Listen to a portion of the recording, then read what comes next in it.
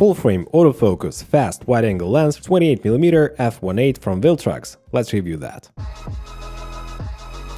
As a disclaimer, I have to tell you that Viltrox did send me this lens for review, but my opinion is totally honest and I will tell you about all the benefits and the drawbacks of this lens. Enjoy! So in the kit you'll find a pretty nice velvet bag. I love that Viltrox puts those bags into almost every kit. Also you'll find a back cap from Viltrox, of course the front cap and a plastic lens hood. On the back you'll see a metal lens mount and also a USB-C for firmware updates, which is a very nice touch as well. But unfortunately this lens does not have any weather sealing, so be careful in the elements. Also this lens features an aperture ring and it's smooth and it's great for video work. Here you can see how I adjust the aperture from f1.8 to f16 and it's very smooth, and also back to f1.8.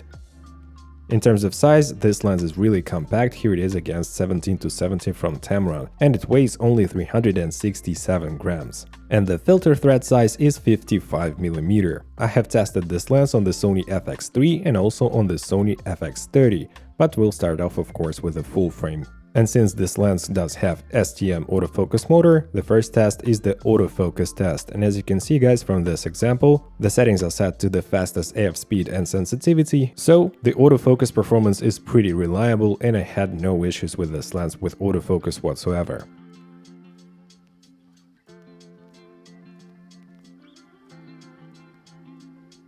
Now guys, let's have a look at the distortion and vignetting. As you can see, we have a little bit of mustache-shaped distortion, but it's nothing too crazy, pretty good performance here. And the vignette at f1.8 is pretty strong, so let's step down to f2.2 and the corners get a lot brighter. And it's pretty sharp in the middle, straight from the wide open aperture f1.8, and it does get better by f2.8. All around the frame, and the vignetting completely goes away by f2.8. Now let's have a look at the top left corner, 500% scale, and as you can see by f2.8 and f4 this lens gets really sharp.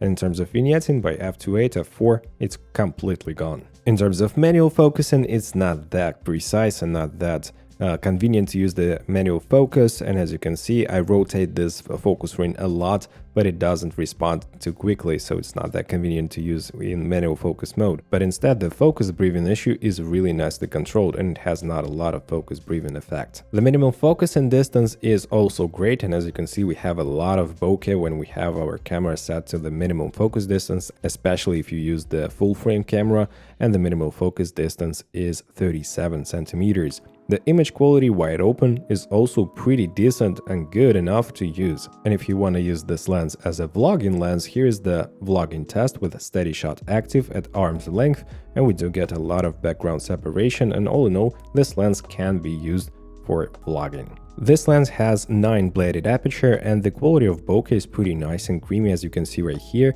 It's not perfectly circular as you might have seen on the corners of the shot, but all in all I do like the bokeh quality of this lens, and you can get some out of focus backgrounds if you come to the lens a bit closer, if you shoot more towards the minimal focusing distance, but if you step back a little bit it won't be as creamy. But all in all, I'm pretty satisfied with the results. As you can see right here, I do rec focus from the minimum focusing distance to a bit further away and almost no focus breathing whatsoever, which is a great sign. So now let's have a look at the wide open aperture and the bokeh circles. As you can see, they're pretty round and almost no chromatic aberrations in those. At f2.8 we do have some angles in those bokeh balls, but it's okay, it's a 9-bladed aperture. At f4 they are more apparent, and also at 7.1 we do start to get a bit of sun stars.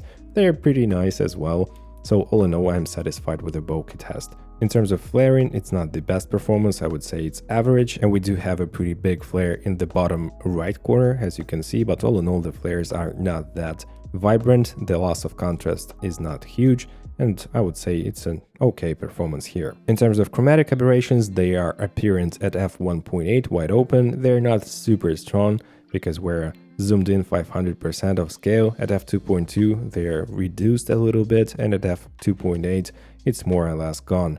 At f4 it's gone completely, so it's a better than average performance in terms of chromatic aberration, let me say. I've also been extensively using this lens with my Sony FX30, which is around 42mm equivalent with this camera because it's an APS-C camera, and it does provide me with a pretty good angle.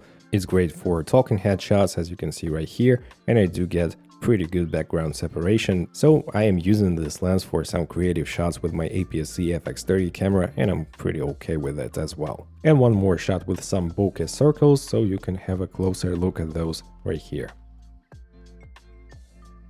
And in terms of pricing, this lens costs $380, which is not cheap, but it's a fast prime autofocus lens for Sony system, and as a competitor we have Sigma 28 f1.4 lens for $700, which is almost double the price, and also the Sony f2 28mm for $450. But you can find those lenses secondhand in pretty good conditions for cheaper, but all in all I do think that the Viltrox lens is priced pretty perfectly. To conclude, I'm more than satisfied with this lens and I had fun shooting 28mm with f1.8 aperture, and I can recommend this lens. If you have any questions guys, please let me know down in the comment section below, and if you did enjoy this video, please smash the like and subscribe buttons and hit the notifications bell. Thank you so much for watching, and I must see you in the next video.